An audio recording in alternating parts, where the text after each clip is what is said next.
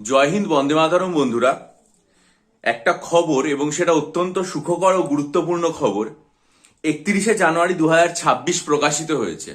খবরের শিরোনাম কি? যারা এবার সরাসরিভাবে সাব ইন্সপেক্টর হবেন তারা সেখান থেকে প্রমোশন পেয়ে অ্যাডিশনাল এসপি অথবা এসপি অর্থাৎ সুপারিনটেন্ডেন্ট অফ পুলিশ হতে পারবেন। এটা রাজ্য সরকার সম্প্রতি সিদ্ধান্ত নিয়েছে। কি বলা হয়েছে খবরে?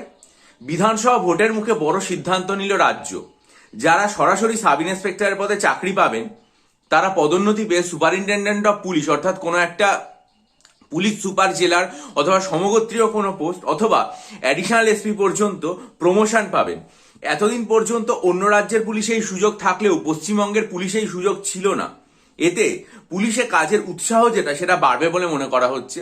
এবং এর পরবর্তী বাক্যটা আরো তাৎপর্যপূর্ণ, সেটা হচ্ছে শূন্য পদের সংখ্যাও এর ফলে বাড়বে বলে মনে করা হচ্ছে। কেন শূন্য পদের সংখ্যা বাড়বে? কারণ নিচের দিক থেকে যত ওপরে প্রমোশন হবে, ফলে এটা মনে করা যায় যে ফলস্বরূপ প্রমোশনের যে দ্রুততা সেটা আরো বাড়বে, এবং দ্রুততা যত বাড়বে নিচের পোস্টগুলো ফাঁকা হবে, ফলস্বরূপ সেখানে ভ্যাকেন্সি আরো বেশি জেনারেট করবে। 2024 সালের জুন মাসে রাজ্য পুলিশের যে ওয়েলফেয়ার কমিটি রয়েছে তার তরফে নবান্নে একটা প্রস্তাব পাঠানো হয় যে সাব ইন্সপেক্টরদের পদোন্নতির সুযোগ বাড়ানো হোক। যারা কলকাতা পুলিশের সাব ইন্সপেক্টর ছিলেন তারা প্রমোশন পেয়ে সেই বিভাগের ডেপুটি কমিশনার বা ডিসি পর্যন্ত হতে পারতেন। এই ডিসি যেটা সেটা হচ্ছে পুলিশ সুপার বা এসপি যে তার সমগোত্রীয় পোস্ট। কিন্তু রাজ্য পুলিশের ক্ষেত্রে তারা এতটা প্রমোশন পেতেন না, তারা সর্বাধিক ডিএসপি অর্থাৎ একজন ডাব্লিউবিসিএস পরীক্ষার্থী যেখানে প্রবেশ করেন ততদূর পর্যন্ত যেতে পারতেন। কিন্তু এই ওয়েলফেয়ার কমিটির তরফে যে চিঠি পাঠানো হয় তাতে পরিষ্কার করে এটা বলে দেওয়া হয়েছে যাতে সাব ইন্সপেক্টররা পদোন্নতি পেয়ে এসপি বা অ্যাডিশনাল এসপি হতে পারেন, সেই জন্য এসপির ক্ষেত্রে 12টা পোস্ট এবং অ্যাডিশনাল এসপির ক্ষেত্রে 22টা পোস্ট সংরক্ষণ করা হয়েছে। স্বরাষ্ট্র দপ্তরের কর্তারা এই বিষয়ে আইনি পরামর্শ নিয়েছেন, মুখ্যমন্ত্রীর তরফ থেকে সবুজ সংকেত পাওয়া গেছে, ক্যাডার রিভিশন হয়েছে এবং তারপর এই প্রস্তাব রাজ্য সরকার আনুষ্ঠানিকভাবে মেনে নিয়েছে।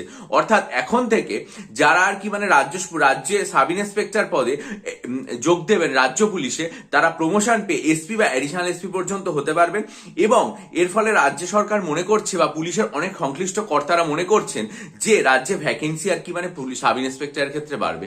এটা খুবই গুরুত্বপূর্ণ দুটো দিক দিয়ে। সেটা হচ্ছে যারা চাকরিতে যাবেন তারা অনেক দূর পর্যন্ত প্রমোশন পাবেন, এবং 2 নম্বর সেটা হচ্ছে নিচের স্তরগুলো থেকে ভ্যাকেন্সি আস্তে আস্তে অনেকটা বাড়বে, ফলে নতুন যারা পরীক্ষার্থী আছেন তাদের যোগদান করার প্রবণতা এবং সুযোগ অনেকটা বাড়বে।